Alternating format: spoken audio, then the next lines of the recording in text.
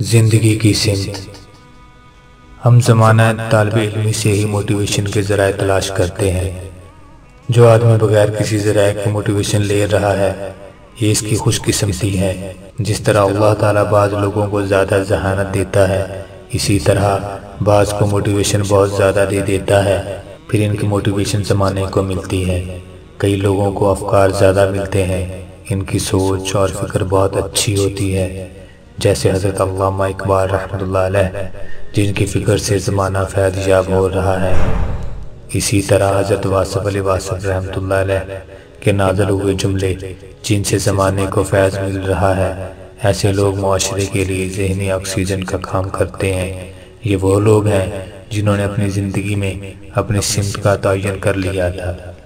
جب زندگی میں حکم بھی ہو کہ چلنا ہے اور کہیں پہنچنا ہے، اور ساتھ ہی المیہ بھی ہوتا ہے کہ کچھ عرصے کے لیے ہم ارد گرد کے لوگوں کے محتاج ہوتے ہیں، ہر جگہ سمت بتانے والے دوسرے لوگ ہوتے ہیں، ہم اپنی مرضی نہیں چلا سکتے۔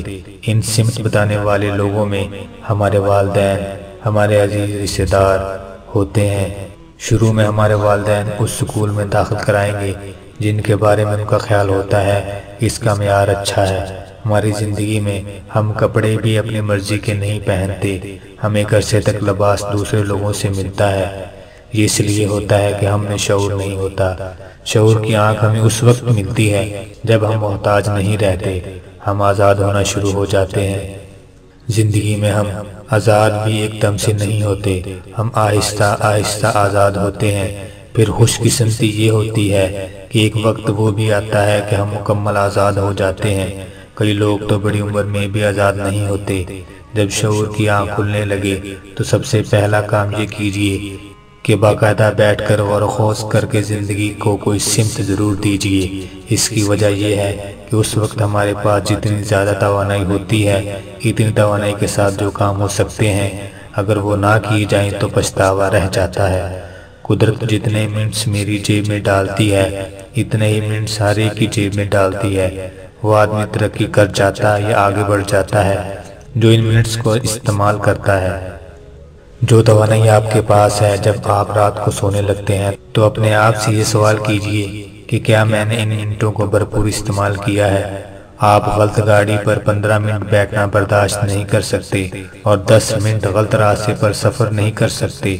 بالفرض اگر آپ غلط سمت سفر بھی کر لیں تو پھر بھی دوسری گاڑی پکڑ کر اصل جگہ پر جایا جا سکتا ہے۔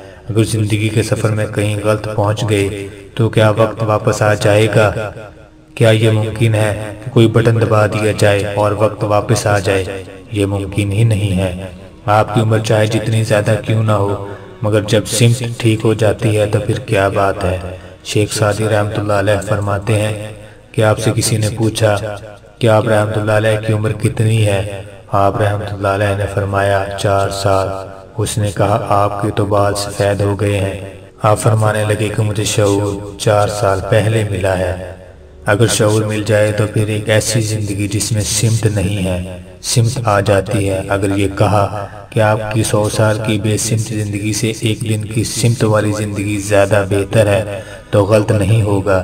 یہ جملہ اسی جملے سے مماثلت رکھتا ہے کہ شیر کی ایک دن کی زندگی گیڈر کی 100 سال کی زندگی سے بہتر ہے۔ آپ کی 100 سال کی زندگی ہو اور اس میں سمت نہ ہو، اس سے بدرجہ جہاں بہتر ہے کہ صرف ایک دن کا جینا ہو جس میں سمت ہو، شوق ہو، جذبہ ہو، جس میں آپ کو کم از کم یہ یقین ہو کہ میرا دل میرے ساتھ ہے، میری روح میرے ساتھ ہے، میرے کام میں میری روح پوری طرح شامل ہے۔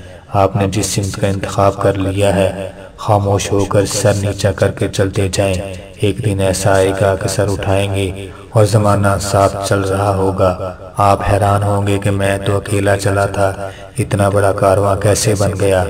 سچا اکیلا بھی چلے تو زمانہ ساتھ چل پڑتا ہے، اور جھوٹا زمانے کو لے کر بھی چلے تو ایک دن سب اس کا ساتھ چھوڑ جاتے ہیں۔ وہ اکیلا ہوتا ہے اور ساتھ اس کا رحم ہوتا ہے۔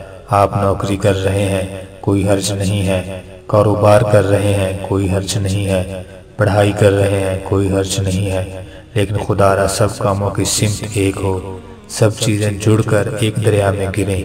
یہ نہ ہو کہ آپ کی نالیوں کی سمت مختلف ہو، آپ کی زندگی کا دریا سوکھا ہو۔